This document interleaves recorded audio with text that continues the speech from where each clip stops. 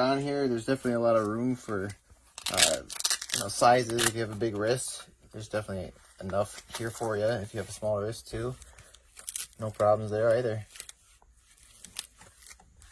Let me get a little tighter actually. There. So it has 5 different magnets on it. This big one right here, you can see the screwdriver 6 right to it. 2, 3, 4, 5 different spots. Little pocket here and a little pocket there too. So you could, if you have smaller screws or smaller tools, sorry, you could put those in there. That'd be great. I can see this work for technicians all alike, you know, I mean, automotive technicians or PC technicians.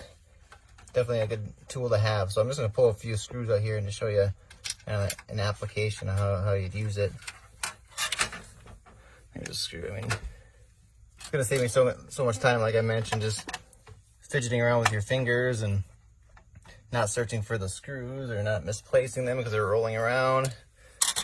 Just grab them and stick them right to you. I love it.